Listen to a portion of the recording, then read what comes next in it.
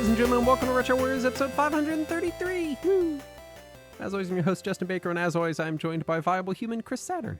Hi, Justin. Hi, Saturn. How's your balls? How? Oh, they're good. That's going to seem real weird to people that didn't hear the uncut. I know. That was my point. I'm not going to explain it. Nope. I'll just let you seem like a concerned friend. They're great right now. That's great. Good. I'm going to write that in my Justin's Ball journal. Right. Perfect. Perfect. This is how we always start the show, right? That's I'm like viable human, and you're like, how are your balls? I'm like, great. Now we can do the show. Yeah. My week. Mm-hmm. We did Harvest Moon for a game club, so I was still playing some Friends of Mineral Town remake. Yep. And I hit my first winner, and I talked about the unfair, unjust taking of checkers from me. Yeah, I remember that. Which was unacceptable. Mm-hmm. And it put me in such a dour mood that I did indeed decide that I was done with that playthrough. I was like, I lost checkers. Well, fuck this farm. Were you any nicer to checkers on the next playthrough? No, I didn't restart. I went and played a different game right. where your horse cannot be taken from you. Well, that's something. No matter how terrible I treat it. We call that an accessibility feature. So I can just ignore the shit out of my horse, let him stand outside all fucking winter and freeze. Yeah. And it's great. So I don't know if I'd started it when we were doing 532. I might have, but I played a bunch of the first Game Boy Color Harvest Moon. Oh, yeah, because they're very, that. Yeah, I'd started that. I'm quite a ways into it now. I've got all my tools upgraded. I got my horse upgraded so that now it works on the farm where I can use him as a. So you've never played a Harvest Moon game, I presume. Not so for let me more than a few explain. minutes now. Whenever you pick your fruits and vegetables that you grow, you have to put them in the shipping bin for the guy to come get them to sell them and make the money. And the shipping bin is annoying as fuck because you have to fucking walk over to it and put each and every little thing in it. Like a caveman. And in the Game Boy Color game, there is no backpack, so you can't even like stuff a few in your inventory and take a few at a time. You have to walk every single item over. Oof. And so eventually when your horse gets upgraded, your horse has little saddlebags that act as shipping bins, which has been nice. Again, the Game Boy Color version of the game is not, like, it's not good. It's not a good game. It's got weird limitations. It's got translation issues. It's very good tedious. For its time, though?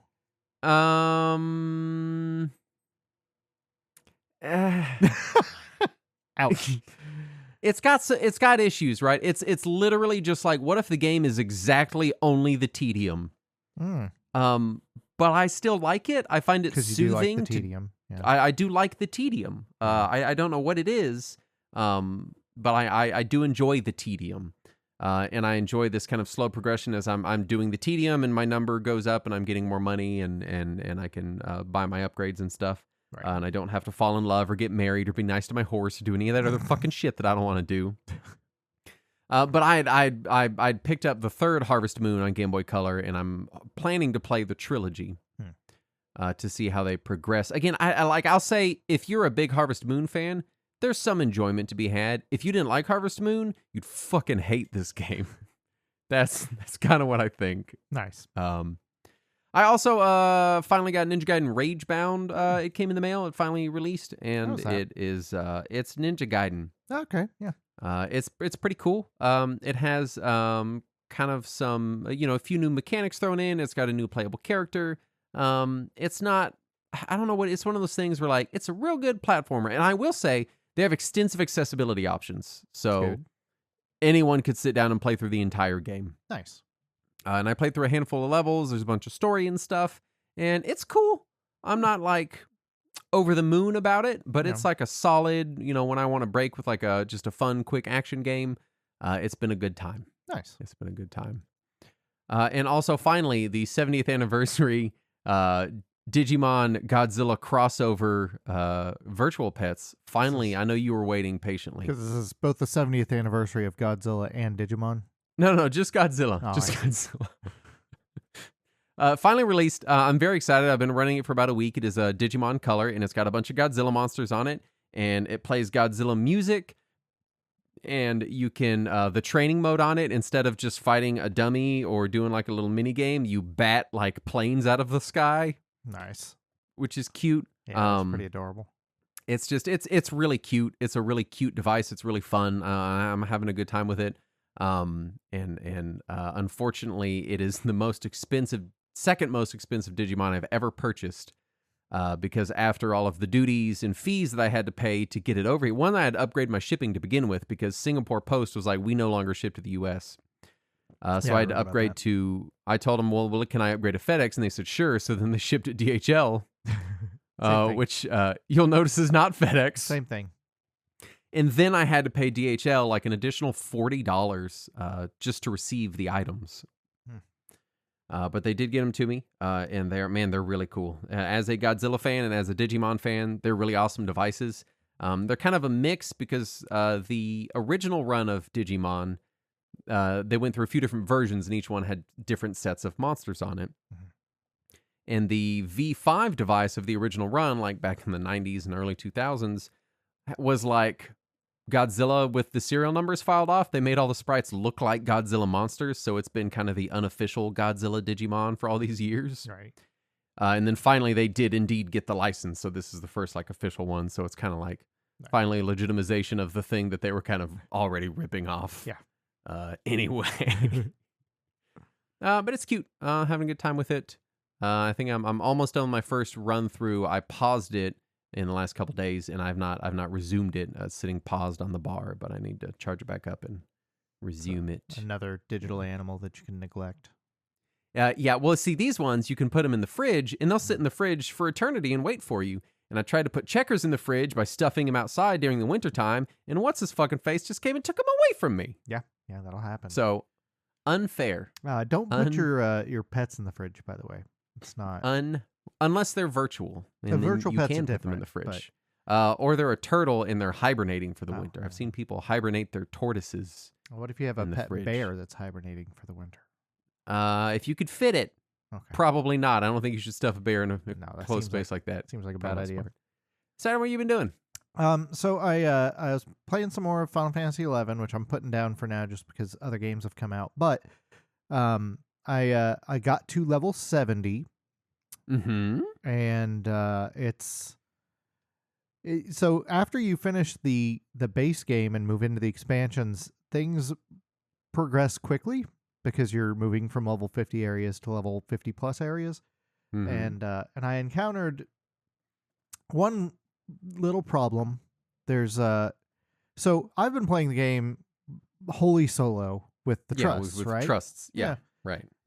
And there's an area where this is a required quest mission in the first expansion pack that you have to light 4 lanterns, and you get a little torch, a little portable lantern, and you can't just like light them all at once. You have to bring a flame from a fire source to one of the lanterns, light it, and then go back and get another flame, and then come back and light it. All right. The problem is, all the enemies in the area aggro even up to level 90. The lanterns will time out and burn out eventually. Mm-hmm. And also, right next to the fire source are these bomb enemies. And they will explode, and they will take away at least 3,000 HP damage, because I don't have that much. Right. And can't you do invisibility? So you can do invisibility, and you can do sneak, and that'll get you past almost all of the enemies, but you have to drop invisibility in order to light your lantern or to get the fire source. And as soon as you drop invisibility near the fire source, the bombs aggro you. And so you basically have to have someone kiting the enemies away from you. Kinda, which you can't do with trusts. Right. Alternatively, if you're really sneaky, because the bombs don't detect on sound, just on vision. So if you wait till they're both looking the other direction, you can go and get your fire source and then run away, but don't immediately cast invisible because they also detect magic. If they hear you casting a spell, they immediately aggro you.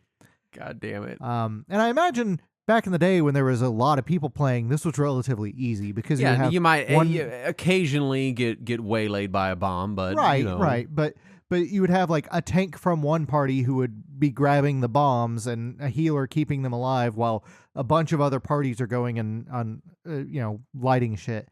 Eventually, after I want to say 20 deaths to this, I came into the zone and there was another dude also doing it. And he was so sick of it that he went and leveled up to level 95. At some point, either one of you could have just been social in the game and been like, hey, can someone help me? I had asked a couple of times if there was anybody around, and there was no responses whatsoever in the assist channel. Or you could have tried. The Discord's pretty active. I didn't. That's an option, But eventually, so he shows up. He's level 95, and he just kites the entire dungeon at once. He doesn't even bother with invisibility because nothing can hurt him except for the bombs. Right. And so he just grabs literally every enemy and is running so fast that he hopes that the bombs can't tag him. And I'm like, hey, I'm also doing this, so I'm just going to light shit while you do that. And he's like, oh, that's a great idea. So I start lighting them, and then he brings all the enemies in there so we can both run through the door as soon as it opens. And the door opens, and the bomb blows up, and it takes us both out. God. And so we do it again, and then somehow he ends up with the bombs have ignored him, so it's just one enemy that's on him at this point. We get the door open, and I'm like, all right, I'm going to help you kill this enemy. And we both stop to kill the enemy, and that's when we learn the door only stays open for about 10 seconds. So then we have to do it again, and then we rush through the door, and right on the other side of the door is a zone transition, so we could have just walked through there the whole time and de-aggroed everything. But we did it. Live and learn. And also right on the other side of it is a home point. So if either one of us had done that, we could have just teleported there and opened it from the other side for the other person. Yeah. So I've made it standard practice when I play these old MMOs to one of the first things I do is join a social or leveling guild. I mean, a link shell in this instance. Right. So I've just got a direct throughput to people who are willing to help do shit. Yeah. And that has just been standard practice for me. I asked in the assist channel at one point. I was like, assist is up and down. Sometimes it's active, sometimes nobody's there. Well, I said, hey, I'm trying to do this thing in Den of Rancor. I need to light these lanterns. Can anyone help me? And the only response I got was, LOL, no. So the link shell I'm in is all level 99 people sitting around either doing level 99 content or waiting on level 99 content to occur. Yeah. And so you just catch the bored ones and they come help you do shit. Yeah. But if you don't have that available, then that's not, you just kind of up a creek. But we got through it. And then, right, yeah. What's funny is immediately after that is a boss encounter because there's a burning circle and you have to fight a boss. And the boss was so anticlimactic after all that. I just stood there and did nothing. Just kicked the shit out of him. It. Yeah. Yeah. Well, are you going to continue, or was that your breaking point where you're like, this is too much old school shit, I can't handle this? I may come back to it, but I'm taking a break for a while just because a bunch of other games came out, and so I'm going to be playing those for a while. I feel fucking buried under stuff right now. So I'm half my shelf is in the shrink waiting on me to finish every Trails game. Yeah, so I'm taking a break from MMOs for the time being, just so that I can catch up on all the other stuff that has come out. But yeah. Let's do some news. Okay. Speaking of catching up on shit. God, I forgot that. Did the direct must have happened right after the morning after we last recorded, it feels like it was a million years ago right now. Yeah. There was a Nintendo Direct right after we recorded. So let's go through that. First up, Mega Man Star Force Legacy Collection was announced, which I love that they keep doing these Mega Man Legacy Collections. They didn't put it in the US Nintendo Direct for some reason. They skipped it entirely. I don't know what the fuck Star Force is. It was a series of DS, I believe, Mega Man games. Okay. The only DS era I remember playing was ZX, which I really enjoyed. Yeah. But I don't remember these. Now I'm excited they keep making them. I'm glad to see it. This is probably one of the last few Switch games I'll get because I have all the other Mega Man games on Switch, so it makes sense to have this one. What frustrates me is I got all the Legacy collections on Xbox, and then that last one, Battle Network, they did not release it on Xbox, but this one they are releasing on Xbox. Oh, they just want you to be up. Well, you just have to rebuy them all on Switch or PS5. Yeah, PS4. Or 4. Yeah. Yeah. But I don't know these games. I don't know if they're good, but I'm glad to see it. I'm glad to see more of these collections. They're good, and they're usually pretty affordable, and they go on sale real cheap. And it's nice to just have lots and lots and lots of, even the worst Mega Man game is still a pretty decent game. From what I remember, these are very Battle Networky. Like these are basically just Battle Network more. Yeah. Super Mario Galaxy 1+2 on Switch 1 and 2. Yeah. So this is the second time they released Mario Galaxy 1 on the Switch. Right. But of course they pulled that. It's no longer available. It was the 3D All-Stars collection. Yeah. And Galaxy 2, this is the first time it's releasing on Switch. Yes. Now I'll say this, for anyone that didn't play 3D All-Stars, Galaxy was like okay on it was a little Switch weird to control, but it was fine. You got to translate the motion controls. Yeah, I would say it's fine. Yeah. It wasn't a thrilling version of the game or like, oh, they figured out such a cool, innovative way to make this work. It was kind of jank. Yeah. It felt like the kind of solution you'd come up with like playing around in Dolphin trying to make the game work with a controller. Basically, yeah. And so if and that's it did the same still level, support this motion is, controls for like picking up stars and shit. Yeah. So if that's the same level this is, then it's just not exciting. It should also be noted that each game is $40, or you can get the collection for $70.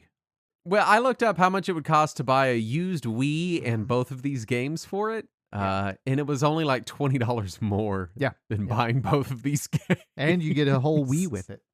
Yeah, and you get a whole Wii, which is hackable. Wii's still a great emulation device as long as you're not super picky. I bought both of the Galaxies from Nintendo's eBay shop refurbished for $15 each because they refurbish video games. Yeah. A bunch of Switch 2 ports of Switch 1 games, which to be expected. Yeah. Pokemon Pokopia, a Minecraft meets Animal Crossing meets Pokemon from the dev team behind Dragon Quest Builders 2. It's a cool idea. It looks cute. You skipped over Fatal Frame 2. I'm very excited about the Fatal Frame 2. Oh, did it? Oh, I'm sorry. Yeah, remaster of Fatal Frame 2. Fatal Frame 2 is going to remaster. I'm so excited about that. I don't think we'd ever see the day Frame. on that one. Yeah. Horror games seem to be having a moment in the last few years. Yeah. I don't know what I think. It feels like the RE2 remake kind of kicked it off. RE7 is really what kicked it off. Is that what did it? Mm-hmm. Okay. Because PT got canceled. Well, Silent Hills got canceled. And there was this vacuum where PT was, and all these indie teams showed up to fill that vacuum and made horror popular. And then Capcom was like, well, we're going to capitalize on that. And then they released Resident Evil 7, and it was super popular. And then since then, everything has happened. 7 was that the first person one? Yeah, that was the first person one. Okay. I didn't play any of them after 4 because immediately after 4 they were trash and then they were really scary, so it was off the table for me. Yeah. 7 and 8 were not okay. I'm not even going to touch those. Do what? 5 is okay. Right after 4 it didn't feel okay. It wasn't as good as 4, but it was okay. Dragon Quest 7 Reimagined. This one I am excited for. They do say it's going to include some story restructuring, which I know traditionalists are going to be all upset about. But I'm think worried the about story it, but I think it'll be fine. I think there could be a lot of fat trim, which granted, I doubt they're going to trim much. Yeah, there was a lot of padding in 7, but yeah. I think there's some fat that could get trimmed out, especially I think that they could take a couple of legs out of a couple of quests that are just a little bit longer than they need to be. Fair. I can think of a few different moments where it's like, man, I had to go talk to this guy to talk to this guy to talk to this guy to talk to this guy to talk to this guy. Can we just fucking streamline this a little bit? So I do think it could be done tastefully. Yeah. My favorite thing was what's his name? The blonde guy. Someone was like, he looks like Matt Damon from Team America. Kiefer. And first of all, he does. Second of all, he always did. Yes. So just throwing it out there in case people didn't know that. He looks like a mix between Matt Damon and Team America and Jay Leno. That's what he's always looked like. I could see that. Yeah. Yeah. I'm excited for this. I like Dragon Quest 7. I didn't finish it, but I enjoyed my time with it. I do think it's nice to see it get remade. Yeah. And we're all crossing our fingers that 4, 5, and 6, and maybe even 9 get some treatments. Be really cool. Dragon Quest also kind of enjoying a moment in the last several years. Anyway, which is good. Yeah. An interview with Yuji Horii implied that DQ 4 through 6 could follow, but they're not going to commit to anything. So it's what it is. Yeah.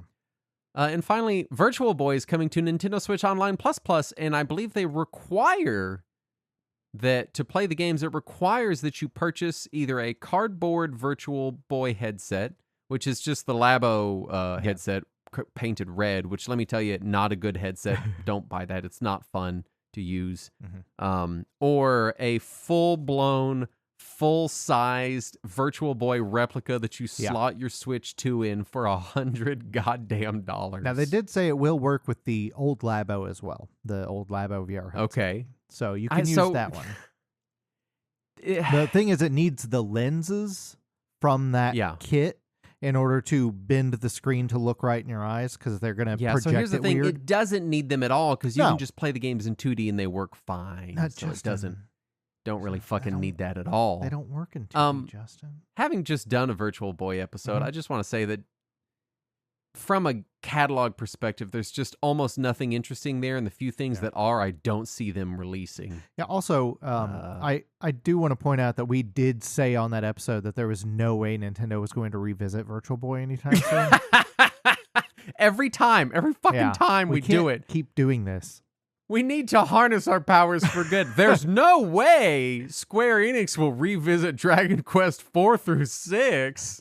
There's no way that Nintendo will give me a giant sack of money. Next episode, Nintendo just mailed me this sack of money. I don't want to yuck anyone's yum, because let me say this. I love that they're being this weird and silly, because it's a weird, silly thing. And I think we all like weird and silly Nintendo. Same. Yeah. I just think they're being weird and silly and fun about something that kind of doesn't deserve it. There's you know what I mean? Like, there's so much other shit they could be doing with this effort that I just... I do like that if they were ever to revisit Virtual Boy, that they did it in such a stupid manner. I would be less upset if it didn't require these that's dumb my headsets. thing. If they're like, hey, this is some bonus fucking thing. Sure. Yeah, I would rather them offer a just 2D visual mode and have like a little disclaimer beforehand saying some features of this game may not function correctly, et cetera, et cetera. But at least they are leaning into how stupid this is. It's just dumb for people. The regular headset, the Labo headset, there's no way to connect your face to that. No, you have to hold up your Switch the whole time. And I want you to all remember, the Switch has to go into it. So you're either holding it on your face and trying to control it, or you're laying your head back and flat and balancing it on your foot. Or like, I guess you could duct tape it on your head or something. Duct tape it. Also, the original Virtual Boy also didn't ever release a strap. So even if you get that kit, you're going to have to use the tabletop stand with it. Yeah, the little hunch mode. Which I believe the new cardboard one comes with the tabletop stand. I think that's the difference between it and Labo. That does make it more useful then, because that was my problem with the Labo headset, is that it's unfucking usable because it's uncomfortable as fuck. I don't know. I would much rather see like so many other things so much sooner than this. It's just not exciting, because I'm trying to think of what Nintendo things they haven't revisited aside from Virtual Boy that they could have gone to now. As far as like weird off the wall hardware additions, I guess is what I mean. I'm still upset that they've never really done anything cool with Joy-Cons. Yeah. The closest we got were those NES controllers that snapped on the side, and you could use them, but they're fucking sideways. Give us some GameCube Joy-Cons or some Super Nintendo Joy-Cons. Like, give us some cool shit. Like, there's so much. If you want to do weird retro hardware, you have such a vast catalog of cool shit you can snap onto these systems. They already have this mold. And you just don't. You just don't. Anyway, Sega released a new commercial for Sonic Racing Crossworlds that parodies the old Genesis versus Mario Kart commercial. It's pretty cute. Yeah, it's a cute commercial. Also, the game itself will feature characters from Sonic, which are mostly included in the game, assuming you got the pre-order content. Hatsune Miku, Persona, Yakuza, / Like a Dragon, Knights, Minecraft, SpongeBob, Pac-Man, TMNT, and Avatar if you buy the season passes. Yes. So if you buy the $100 version of the game, you get the first season pass included in that. Yeah. I was so excited for this game because all the reviews are really good, and they're like, hey, if you're looking for the traditional kart racer that Mario Kart was not this generation, this is it. And I was like, that's awesome. And then the price was $100, and it doesn't include all the content because there's going to be a season 2. Yeah, I was I'll wait till you somewhat finish the game. I was somewhat underwhelmed with the last few Sonic Racing games, so I was Yeah. always in the mindset of I'll wait until it's $20 because they all get to that point. So Yeah. now I'll wait for the complete edition to be $20. I had been wanting a kart racer, and then when the monetization model for this came out, I bought a Crash Team Racing remake. I never cared because for it was CTR. It's not my it thing. was like $19, and I was like, all right, I'll fucking try it. I mean, why? I've been wanting another kart racer, so let's try it out. So we'll see. Fair. Sony's fiscal report shows that physical releases make up 3% of their revenue. But looking at how they count the numbers, and I've slept since I read through this. Basically, the way they count these numbers is really weird. Yes. Because they include all of software sales as a percentage, and then physical sales as a percentage of that. So yes, it's not 100% accurate as far as what percentage of the market is physical, so much as what percentage of their total gaming revenue is physical. Yeah. And I believe, please consider this anecdotal, but I believe people looking at the actual numbers said it's closer to like 20-something, like 23%, I think was the number. Yeah, I think it was around 20. Which is still low. Yeah, it's still low, but not as low as I had feared. Right. Not like, why are we fucking pressing discs low? Not Xbox Just low. like, not Xbox low. No. So yeah, for anyone that sees that, it's not quite panic mode yet, but I think we're not very many years from panic mode. We're there. LRG and Viacom announced a collection of several Super Nintendo Genesis ROMs of licensed Nickelodeon games for all platforms, and then quickly unannounced the Xbox version. Yeah, it was weird. Good job, LRG. Yeah, it's Rocco and All Real Monsters. Yeah, both versions of All Real Monsters, and for some reason, Nickelodeon Guts. I don't understand the fervor for any of these games. I did all not play any of them. Yeah, they're all bad licensed tie-ins. Like Rocco looks cute. It was a cute looking game, but it didn't play very well. Yeah. So, but you can have nostalgia. Cool. You can pay LRG way too much money to get a little tiny aggro crag statue with it. I went to their website because they had a special edition of Neverwinter Nights 2. They're doing a physical of it, and I almost was like, oh man, I would really like to get like the collector's edition of that. And I look at it, and it comes like a cool little dice tower and stuff. And I was like, this is neat. This is like totally up my alley. It's $200. Yeah. $200. Did you hear about their special edition of the Trails in the Sky remaster?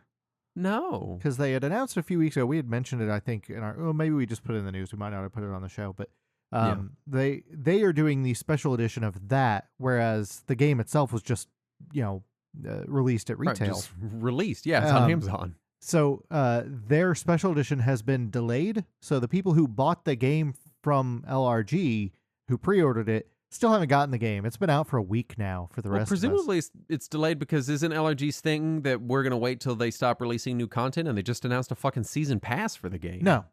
They LRG releases incomplete games all the time now. They stopped caring about that years ago.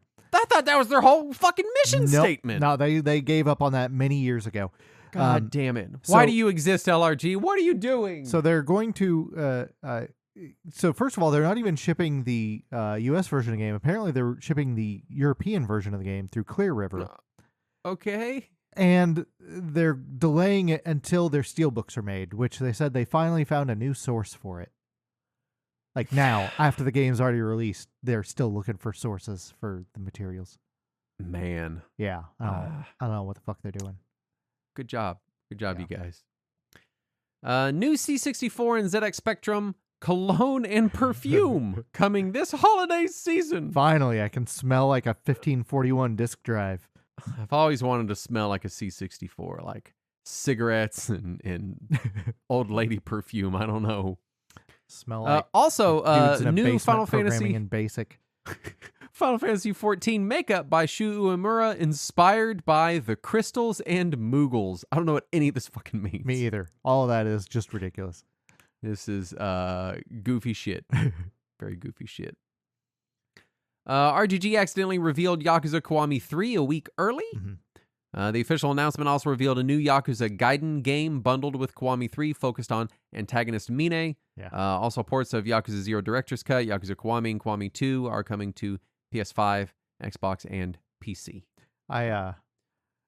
when the Mine Gaiden game was announced, the very first post on the Yakuza subreddit was somebody took the picture of Mine from Yakuza 3 saying, "The choice is mine and mine alone," but they replaced the word "mine" in both parts of the sentence with a picture of Mine, so it's "the choice is Mine and Mine alone," and that's perfect. I have not. I've had trouble sticking to a Yakuza game because I did Kiwami 1 and 2. I did almost all of Like a Dragon, and then I think I'd played a good chunk of Zero. I picked up Pirate Yakuza on for like $17 new nice. Like a week or two ago, and I keep thinking about starting it. But what was the like feudal one they did? I bought that one at launch in Ishin, and I played it, and I was like, that's okay, and it just kind of fell off of it.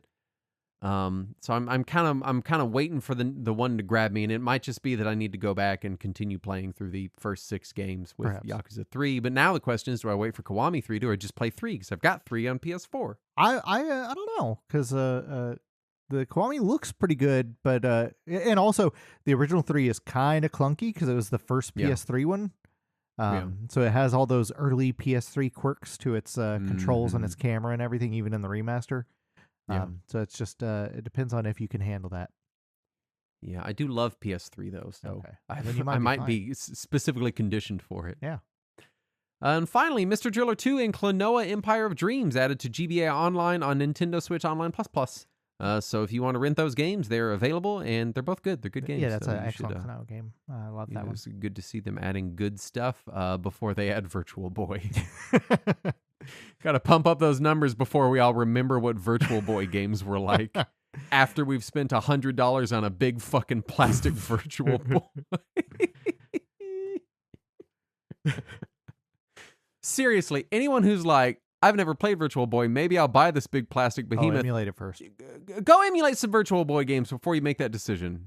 Yeah. Just throwing it out there. Granted, some of them are fun. They're not like they're terrible games. Sure. They're not a whole fucking Virtual Boy worth of cost games, though. No. So we'll see. Which brings us to our topic at hand. Yeah. Which is Nasir Gebelli. Yes. Synopsis programmed by Nasir. I think it's pronounced Nasir. I think that's how he pronounces it. I've always said Nasir. Nasir Gebelli. All right. And I say that because according to the transliteration from Arabic, apparently his name can also be spelled Nasser. Oh, okay. I did not know that. Yeah. Interesting. But either way, we're going to mispronounce this a lot throughout the episode. Yeah, get ready. We will need to apologize about a few things up front. First of all, we do have to briefly brush on the Iranian Revolution of 1979. We are not qualified to talk about this. No. Please don't take anything we say about the Iranian Revolution to or be Iran, meaningful or impactful or anything outside of Texas. Anything outside of Texas, just assume we know nothing about it. We are not the people to ask. We're barely knowledgeable about that. It is part of this story, so we are going to briefly have to touch on that. Biographical info, born Sayed Nasir Gebelli in 1957 in Iran. And I can't find a specific date, just 1957. Also, I found a different source that said he was born in February of 54, but they didn't cite anything. They just said, according to public records, he wasn't born in 57. He was born in February of 54. This is why I wanted to cover him to begin with, because there's just not a lot of info. It's not. And so this is why it's exciting to me. He migrated from Iran to the U.S. around 1979, seemingly related to the aforementioned revolution. Yeah. As far as initial thoughts, I had literally no idea who this person was whatsoever at all until probably well into the 2010s. Okay, that's fair. And then probably heard the name from you or someone similar and was like, who's that? And the answer was, oh, it's the guy that did a whole bunch of translations. No, he didn't do the translations. He did the programming itself. Oh, yeah, I'm sorry, programming. Yeah. And a guy that did a bunch of programming on a bunch of games. And I was like, cool. And since then, I've seen his name pop up here and there. Yeah. And every time I'm just like, that's that guy that did all that programming, and that's all I know. Yeah. So this will be informative to me as well. So I'm a little excited about this.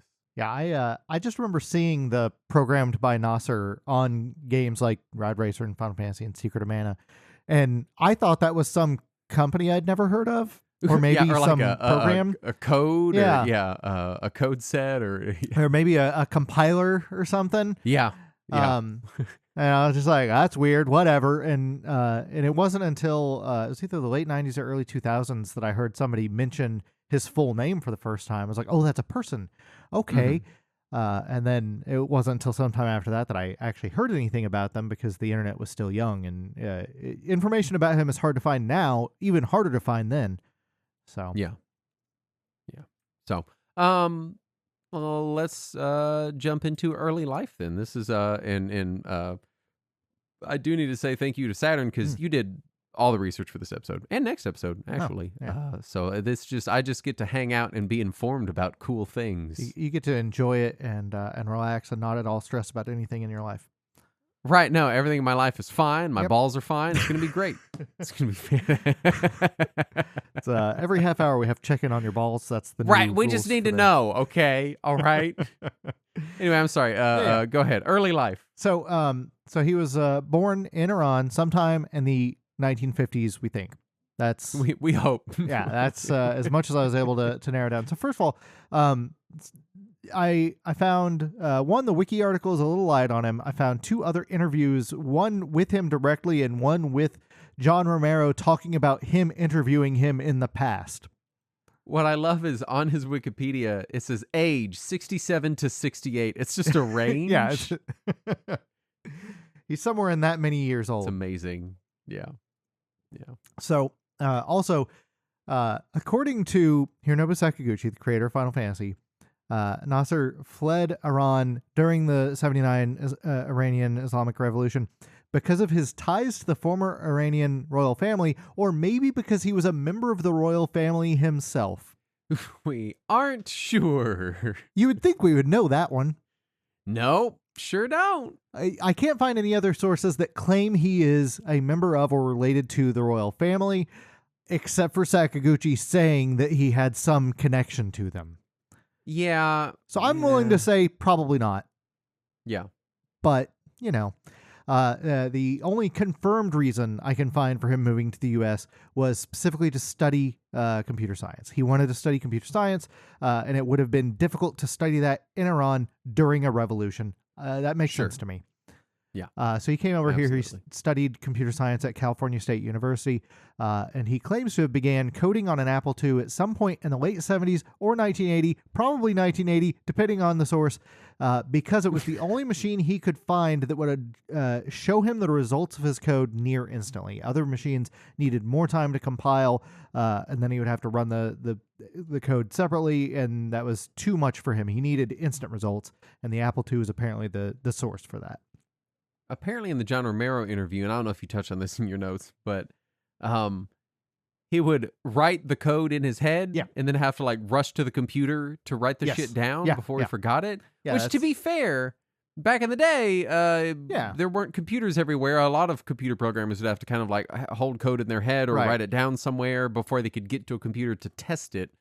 But it just sounds so hard. Yeah, and also apparently he never wrote any of it down or tried to like plot it out first. It was always Right, just just immediately stream of from head consciousness, yeah. to computer. Yeah. Yeah. So, sometime in 1980, apparently he was falling behind on his classwork, and rather than focusing on said classwork that he moved to another country for, he decided to focus in on his programming, and he developed some graphic utilities for the Apple II. And he took the software that he had made, the graphic utility software, to a local Sacramento computer store called Computerland. And when he showed it to him, I read an interview with one of the guys that worked at the store, and they were like, yeah, at first we were like, all right, that's fine, whatever, we don't care. And then he came back the next day and showed it to us again. We were like, yeah, okay, we'll sell that. And I love these stories because this is how a lot of software made it into stores back then. Is there were no distribution channels for Right. software. I mean, there were some, but it was Yeah. usually corporate stuff, university stuff. You know, people weren't just writing software by themselves and Right. distributing it in you know like catalogs and stuff existed, but Right. it was like mail order, and Yeah. a lot of people got their software in stores by going to the store owner and being like, "Hi, I made this. Will you sell Yeah. my floppy disks?" Yeah, he And just, that was it. He harvested his software, put it on his horse's saddlebag, Yeah. and he took it to the store. That's how a Calabeth got in stores. If I remember right, Yeah, Lord British just went down to the local computer store and was like, "Will you sell my game?" Yeah, basically, it was the farmer's market version of software sales. I wish we still. God, I would love a software farmers market. I mean, I guess we have GitHub now. Right. That's kind of what it is, but still. Anyway, So once they did start selling his software, the owner of the computer store and his business partner decided to form a software studio with Nasir as their sole programmer. I don't know if it's because the software sold well or if it was just how they chose to sell the software to begin with. Yeah. And the owner of the store is a guy named Terry Bradley. He claims that Nasir had only bought the Apple II a month and a half prior to the graphics demo. And I don't know if that was his first Apple II or if it was a replacement Apple II. There's nothing that says definitively, but there is a chance that within a month and a half of him buying the computer itself, he was like, I designed graphic software for this. We should sell this. Yeah. That's crazy. Right? Absolutely crazy. So the studio they formed was called Sirius Software and is spelled like the radio company. Yeah. And their first product was just a more fully developed version of that graphics utility, and it would be called Easy Draw.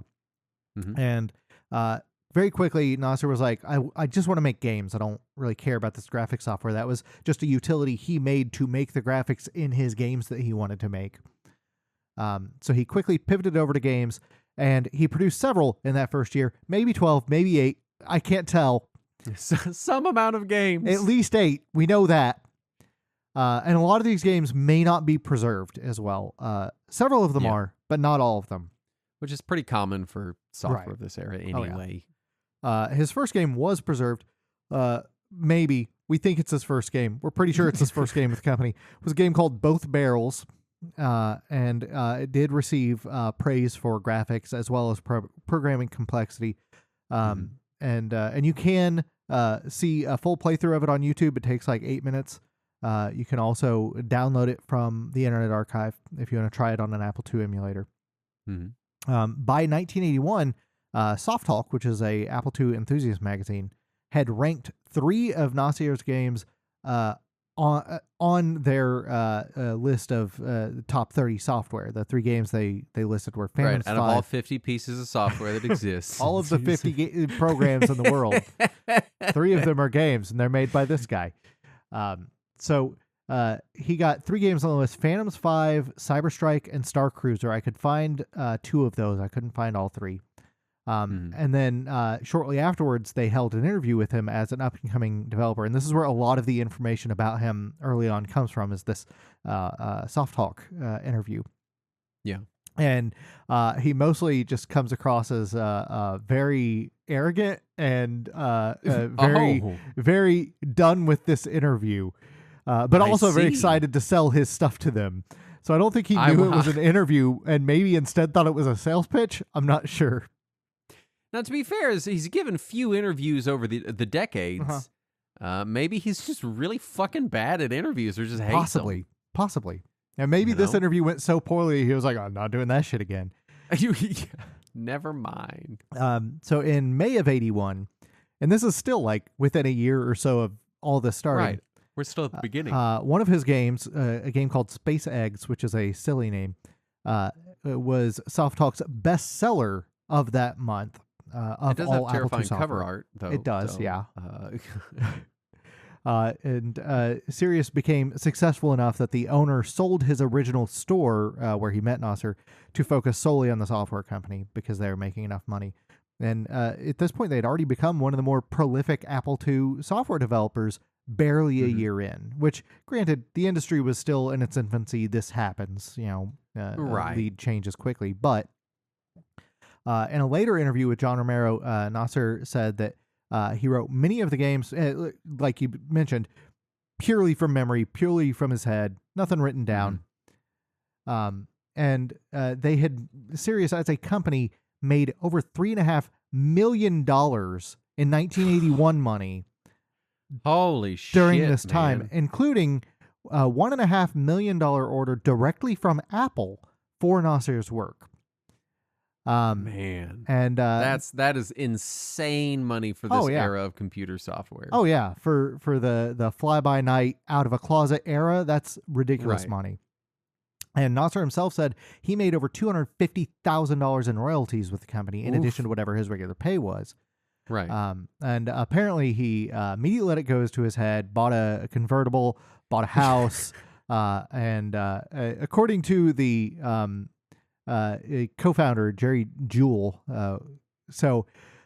Jerry Jewell says that Nasir immediately bought a house, bought a convertible, and quote, bought a blonde wife.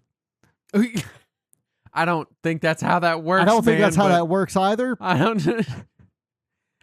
He also referred to Nasir as an excellent programming talent, but not a team player. Yeah, I'm starting to get that vibe. So Nasir left Sirius at this point with the general manager, Phil Knopp, in August of 81. This is barely a year after the company itself was formed, to form his own company called Gebelli Software. And his first game under his own studio was a game called Horizon 5. It's a first-person space shooter. Kind of looks like Star Wars Arcade. And the game wasn't as critically or commercially successful as his prior games, though it does have a lot of praise in the retro community. And John Romero specifically noted it as one of his favorites. Oh, okay. And over the following year, they did release a string of other titles. None reached the success of his work with Sirius Software. They were all like mild successes. They kept So you're saying that perhaps the rest of the team at Sirius Software may have had something to do with some of the success? They might have helped a little bit. Granted, he was still basically the sole programmer the whole time. Right. But there was something else in that sauce. Well, also the fact that the industry was evolving so quickly. So suddenly you had all these other companies that were also putting out the same level of quality. Mm-hmm. He wasn't quite floating up to the top as quickly as he was before. Yeah. And so they were able to stay afloat. They did strike a deal with IBM to launch a bunch of games for the IBM PC Junior for the launch of that platform. Yes, the well-remembered IBM PC Junior. Yeah, and that was sold gangbusters. Yeah, and during this time, Nasir also took a step back from programming to just run the company itself, and a lot of people think that might be why that studio didn't do as well as Sirius did, because he wasn't programming directly anymore. Yeah. He had hired programmers to do it. Apparently he spent most of his time furnishing the office and buying office equipment that they couldn't afford, like fancy machines, like fancy cappuccino makers or whatever. Yeah. And then eventually both Sirius Software and Gebelli Software collapsed sometime around the crash of 83. So this is nuts. Mm-hmm. Now I went into this knowing nothing about this man. Uh-huh. And you start to get an image of like how you imagine John Romero would act. But then John Romero just seems like a genuinely nice like guy. A chill dude. And this guy seems a little prickly. Yeah, he comes off a little Romero-y in this bit. Makes you wonder if maybe Romero was trying to adopt some of that persona when he was crafting his public persona. Yeah. And then it's like, no, man, you just seem like a really nice guy. Maybe you shouldn't. And it reminds me a lot of just the early Atari era, which was around the same time, where everybody wanted to drive the fancy cars, and it's a lot like the AI guys today, who are all just wanting to ride high. It was the tech boom at the time, and when you're doing the tech boom, what you want to do is you want to look successful even if you aren't successful, and there's the whole thing of like, we want to be the rich guys with the sunglasses and the cars and the blonde wives. And they're all in Southern California, so, you know. Yeah, so I'm not trying to say this guy's definitively an asshole. Right, but I get a vibe of like, man, this guy might have been a little high in his own supply some of the time. Yeah, that's definitely some of what I gathered from this era, especially, is he seemed a little pretentious-y, maybe. But also young and rich off of his own talents. Yeah. So can you blame him? Exactly. But at this point, would have been a great time to just never return to programming. He made a shitload of money. So market crashed. You could just be done. instead, he spent all of his money. Oh, I see. Good So- at the computers, not good at the finance. Right. So he decided after all of that, he was like, you know what? I made all this money. I'm going to have my nice house, my nice car, my nice wife, and I'm just going to tour the world. And he disappeared from the public for the most part and just traveled the world until 86, when he was apparently starting to run low on the funds from that and was Sure. starting to look for work again. While he was looking for work, he, met a bunch of industry contacts, and a lot of people knew of who he was from his time programming. So it's not like he was a complete unknown. And one of the contacts he got was a guy named Doug Carlston at Broderbund. And this guy from Broderbund told him about the NES, because this was 86. The NES had just released in the West, but was still a brand new thing. I mean, it wasn't even nationwide. Right. Well, I guess depends on when in 86. I think late 86, it was probably nationwide. I think it wasn't until 88 that it fully hit nationwide. Was it 88? Yeah. Man. 85 was the idea limited that release. it wouldn't be nationwide for that many years is bananas. But yeah. So it was still an up and coming thing, and he was telling him about it. And so he took Nasir with him to Japan to meet Nintendo, and specifically to meet Shigeru Miyamoto. Right. Because they're both like wunderkind programmers. They would surely get along. That did not happen. Nintendo had no interest whatsoever in working with him. Really? And just snubbed. Just immediately turned him down. But since they're already in Japan, Carlson was like, all right, well, I also know these guys from this little company, Square. Let's see if they can do anything for you. And so he takes him to Square, and apparently Hironobu Sakaguchi was a huge fan of his Apple II games, and was like, oh, we have to get this guy on board. And how serendipitous. Right? And so he convinced the president of Square, Masafumi Miyamoto, to hire him. And his first project at Square was what we would eventually call 3D World Runner outside of Japan. I don't remember the Japanese name. I've heard of this. Very long, and I never remember it. So the notable part about it was that it had stereoscopic 3D graphics.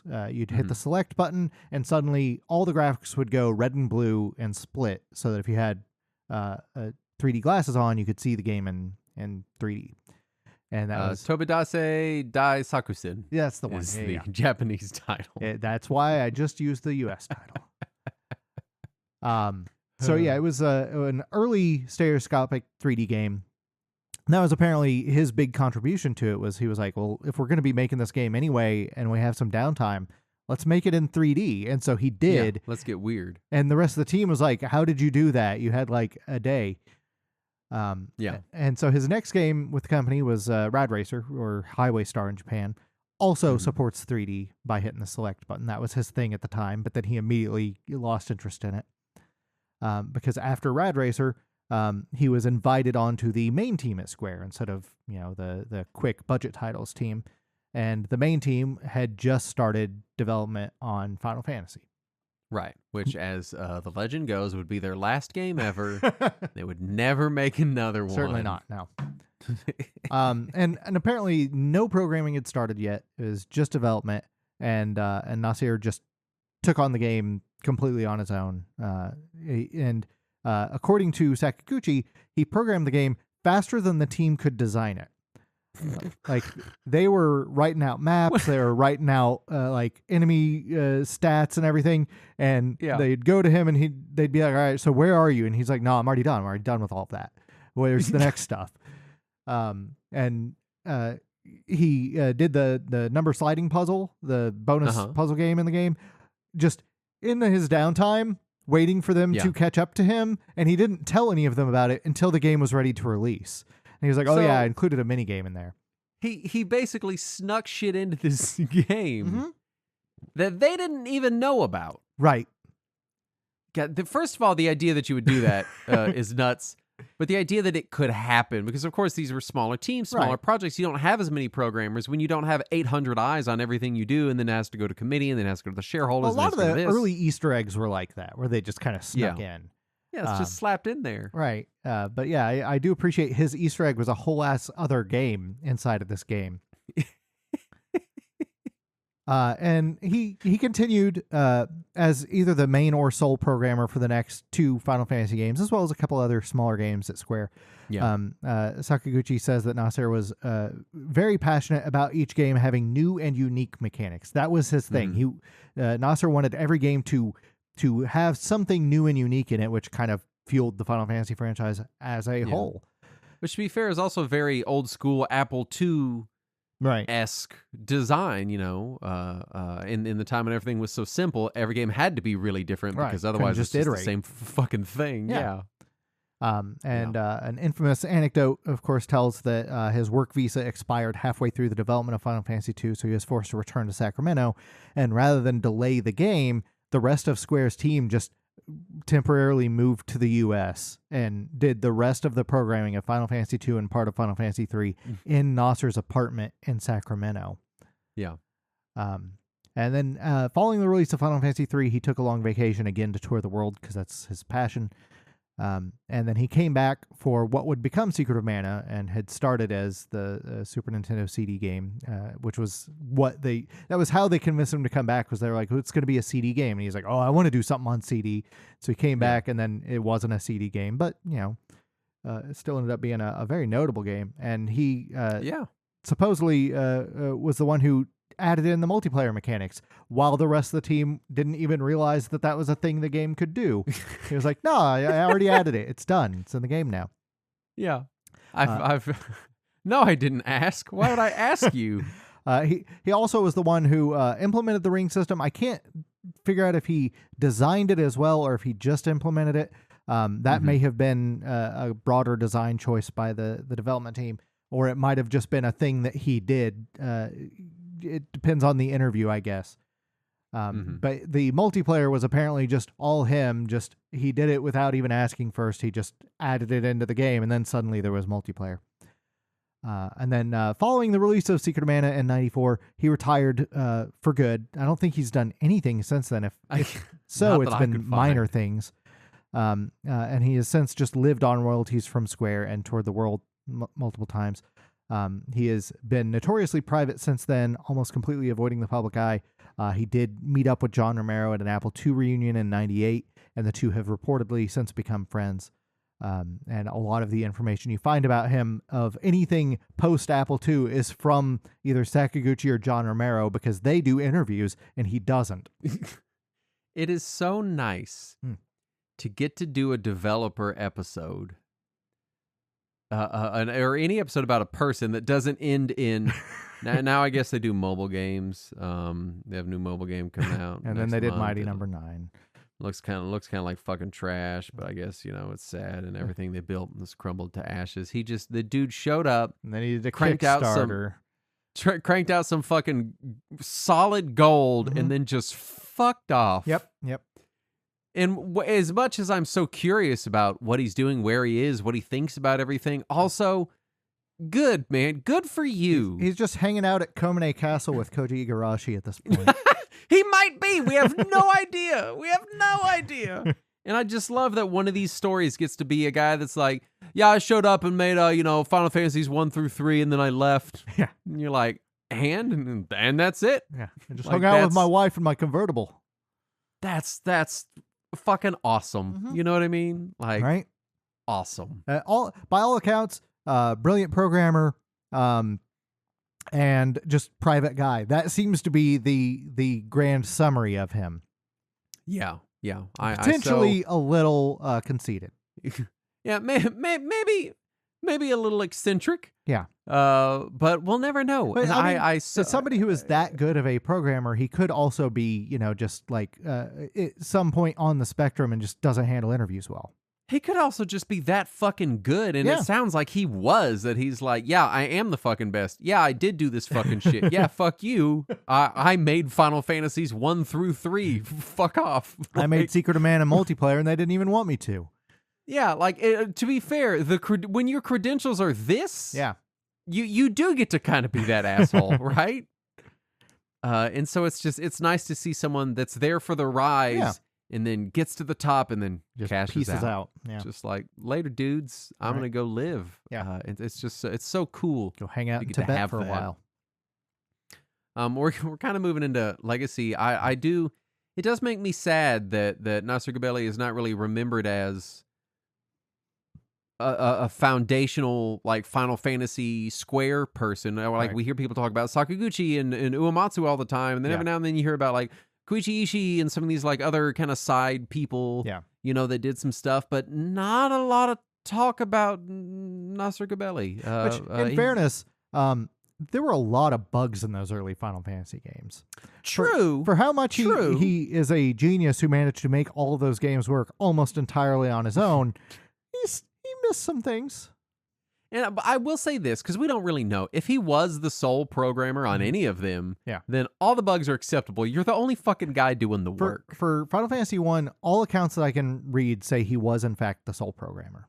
Yeah, and Final Fantasy 1 is pretty fucking jank. Turns There's a couple spells that do literally nothing. But, like, at the same time, you're the only... made by one person? Yeah, one dude made that. Holy shit, right? Man.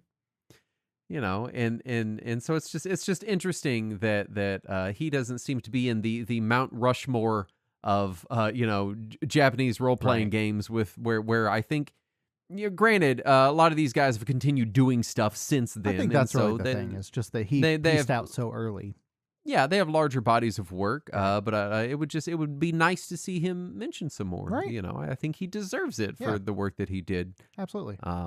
And I'm not in the Apple II spaces. Apple II was a little before my time, and so I wonder if he's talked about in like retro Apple II communities. Sure. How I would be curious to know. Did you have more? Yeah, I in the legacy here I have just from the wiki just people who listed him as an influence. Obviously, John Romero we already mentioned. Sure, yeah. But also Mark Trammell, who's the guy behind NBA Jam and Smash TV, Jordan Mechner, who was the Prince of Persia guy, and Richard Garriott also mentioned Nasir Gebelli as a major influence. I'm sorry, who's Richard Garriott? I don't know. Who I'm sorry, Lord British. Lord British. But yeah, so these are like major developers there. Those are influential names themselves, and they all list him as an influential name. So that's, that is worth something, even if he doesn't get as much recognition as I think he probably deserves. For sure. And so it's just I'm just so I feel weird. I feel like we've only done half an episode because we haven't gotten to the fall yet. This is when we get to the sad part where we're like, well, and then he and Peter Molyneux were going to make a game where you're babies and you grow up through your entire life and live every piece of lived existence. And it was going to be on the PlayStation 3. And For all we know, he, like, behind the scenes has had a complete disaster of his life after that, and also tried to make 6 comebacks that no one heard about. I don't know. He has the enough pedigree that if he made any rumblings, I think lot of internet dorks would be like, there he is. Well, maybe he never wanted to make any splash until his product was done, and he's just working on his opus somewhere. Maybe, I wouldn't be shocked if like one day, in the far flung future when he passes away, it's like upon my death, release this game, But it's just nice it's nice to have someone that like showed up, crushed it, went home. Right. Love it. Yeah. Love that story. Right. As we're sitting around just being like, a lot of these guys, I'm like, God, please fucking retire, dude.